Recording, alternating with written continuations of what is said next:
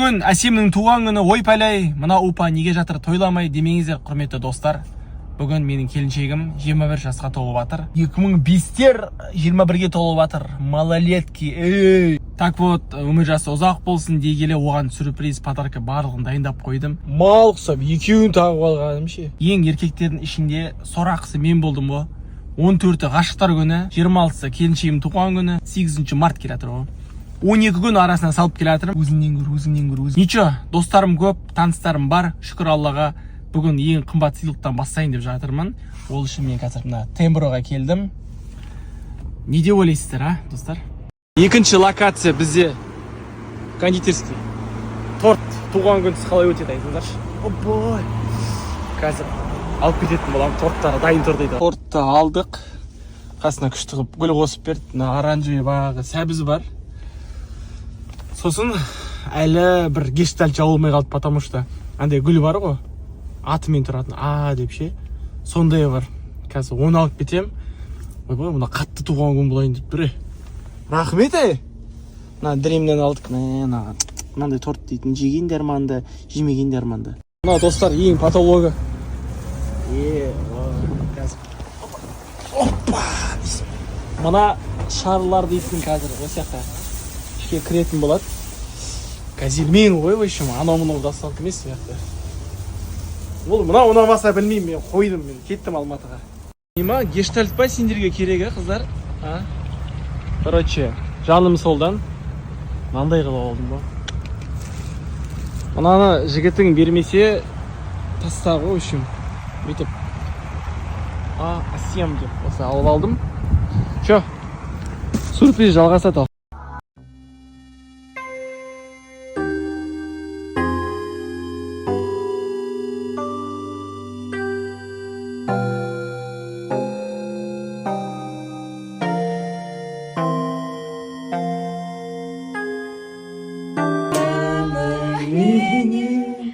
Туған күнің менің. Тоқта желание айта алайын.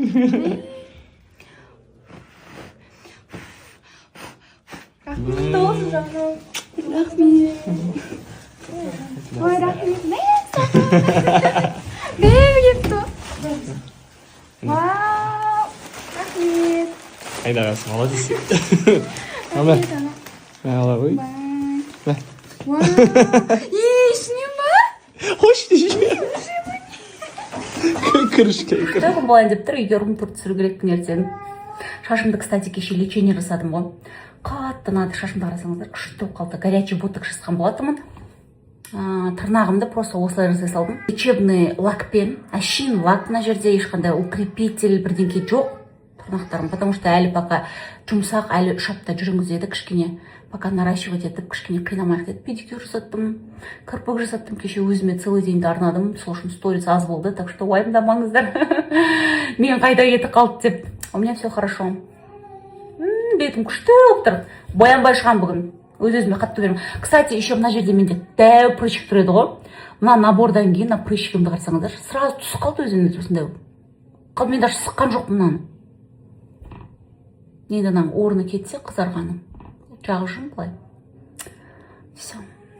Бұйырса рум-тур түсірсем, одан кейін новосельеға адамдарды ақырындап біртіндеп шақырып бастаймын деп ойлағам ғой. Мына жерде посудалар алып қойдым.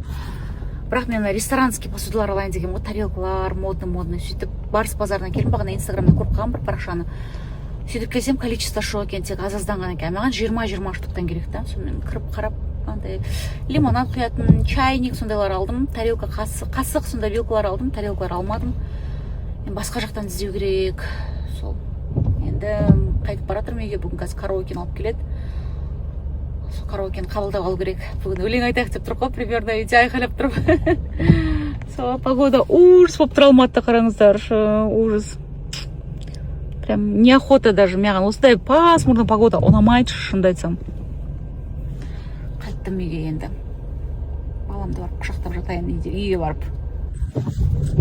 Кешегі алған пижамаларымды көрсетіп бір мақтанайын деп тұрмын. Новый үйде әдемі. Матасын қараңыздар, төгіліп тұр. 10 штугын бірақ алдым. Мамаға да қазір. Сейчас маме буду дарить. Новый үйде эстетика болып жүргім келеді ғой. үйдің ішінде мынандай халатпен жүрудің өзі эстетикаға қараңыздар. Енді пока что маған андай специальный киімді шешуге болмайды, бірақ сыртынан осы киіп ұйықтағанға да удобно да. Ертең күшті түрлі контенттар осындай разный образдармен түсірейін деп тұрмын ғой сіздерге. Красота болып тұр, прям чип жеңіл денең демалады ғонадан. Красота, полный денемді енді көрсеткім келіп тұрған жоқ сіздерге, фигурамды көріп қоясыздар деп көздеріңіз тиіп қалдым ғой, просто пижаманы қараңыздар. Пойдем дарить маме. Мамамды зорға уговаривать етті, мама, пожалуйста, түсірейінші деп. Мамамның түсуі қиын ғой, в общем, нарықтан пижама нетіп алайық, таңдап алайық, давайте. Подарка сізге деп па? Қайсысын таңдаймыз? Өзіңізге ұнаған таңдаңыз. Ананың размері бәрі бірдей ма? Жоқ, размерлары разный. Шалбары мен бар. Цветі қайсы ұнап тұр? Ананың ашық цветі. Ана L как раз болады ғой. XL екен. Ана XL. Ал, соны ашып көріңіз. Надеюсь, что шалбармен. Менікі шалбармен шықты міне. Күшті ол. Шалбармен екен. Ең ұзын. Шалбармен. Шалбармен. Күшті. Ұнады ма? Аха. Давайте до после түсіреміз. Енді Аринаға таңдаймыз. Өзіңе ұнаған цветін таңдап ал, бота жоқта, бота ұйықтап отқанда. Сенде арманыңыз, Қазір киіп кел көрейік. Мама екеуміз бірде алғаппыз дейді Арина. Мен айтып отырмын, маманың қызысың ғой, енді бірдей таңдайды. Вкустарың бір деп жатырмын ғой. Пижама әдемі екен, светі де әдемі, матасы да әдемі, денені демалдырады екен, качествосы да жақсы екен. Бұлар еще ана жуғаннан кейін кішірейіп қалмайды. Сол, от души, от меня подарка.